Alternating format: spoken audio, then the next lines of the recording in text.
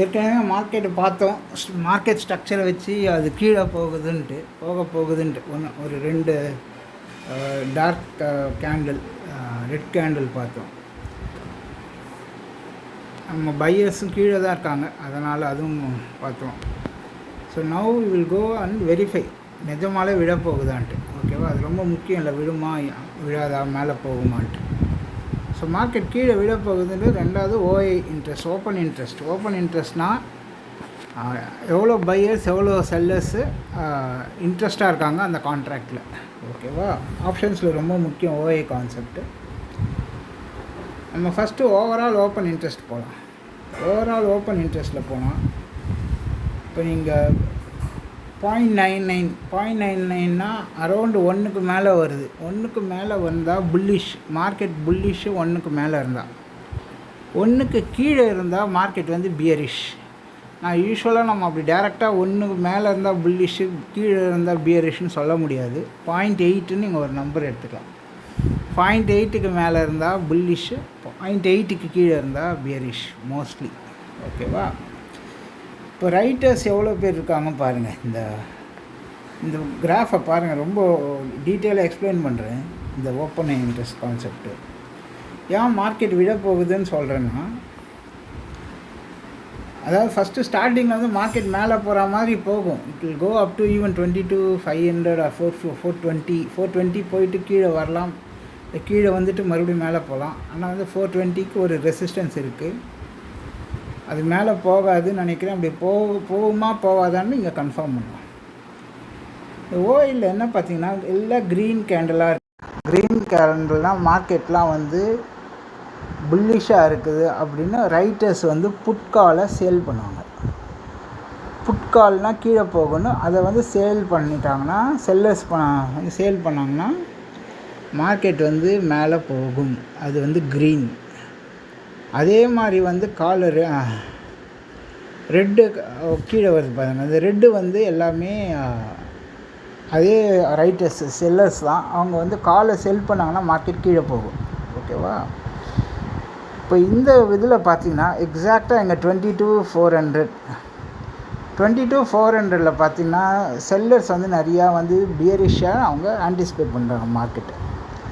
So market இந்த மாதிரி பியரிஷாக anticipate பண்ணிட்டு தொட்டு தான் அவங்க வந்து 3.22 crores வந்து செல் பண்ணுறாங்க. இங்கே 2.4. இதோடைய ரேஷியோ பார்த்திங்கன்னா அரௌண்ட் லெஸ் தென் 1 வந்துடும். ஏன்னா வந்து P/C 2.4/3.22 இது வந்து லெஸ் தென் 1ல் போயிடும். அதனால் மார்க்கெட்டு பியரிஷில் ஸ்டார்ட் ஆகும்.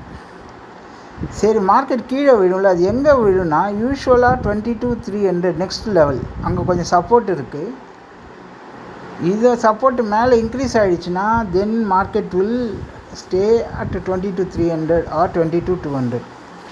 ஆனால் நார்மலாக இங்கே பார்த்தீங்கன்னா அதோட 22,350 பிசிஆர் ரேஷியோ பார்த்தோம்னா இட் இஸ் நம்பர் ஆஃப் புட்காலே ரொம்ப கம்மியாக இருக்குது.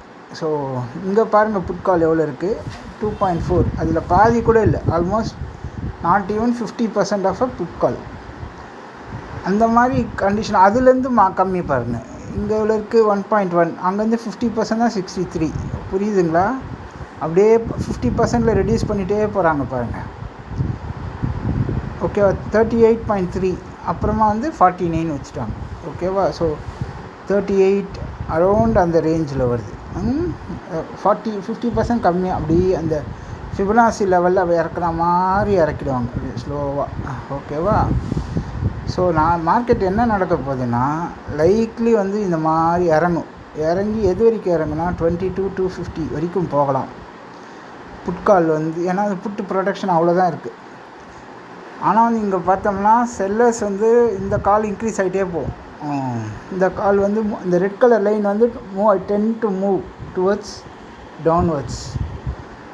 இந்த இப்போ என்ன பேட்டர்ன் பார்த்தீங்கன்னா ஒரு நார்மல் டிஸ்ட்ரிபியூஷன் கர்வ்னால் கீழே வந்துட்டு மேலே போயிட்டு ஒரு ஸ்பைக் மாதிரி இருக்குது பாருங்கள். இந்த மாதிரி ஸ்பைக் மாதிரி இருந்தாலே அது மார்க்கெட் வந்து விடும். அது உங்களுக்கு சைட்வேஸ் மூவ்மெண்ட்டாக இருந்தால் வி ஷேப்பில் இருக்கும். க்ரீன் வந்து இங்கெல்லாம் மேலே நிறையா பெரிய பெரிய பார் இருக்கும். அப்போ வந்து வி ஷேப்பில் இருக்கும். உங்களுக்கு வந்து மார்க்கெட் வந்து ஸ்லைடாக மூவ் ஆகும். ஆனால் இந்த மார்க்கெட் பிரேக் ஆச்சுன்னா மார்க்கெட் வந்து கீழே விழுறதுக்கு நிறைய சான்ஸ். ஸோ நாளைக்கு விழலாம், இல்லை நாளன்னைக்கு விழலாம், 1 or 2 days, பட் டெஃபினட்டாக வித்தின் 2 or 3 days மார்க்கெட் வந்து விழும். இதுதான் வந்து இப்போதைக்கு இந்த trend, overall trend. Okay, thanks. இதை வச்சு நீங்கள் வந்து 20 to 400 PE ஆப்ஷன் எடுத்துங்க, அது போயிடும். ஆனால் அது எந்த இதில் எடுக்கணும் நம்ம அப்புறமா பார்க்கலாம், எந்த லெவலில் எடுக்கணும். ஓகேவா? தேங்க்ஸ்.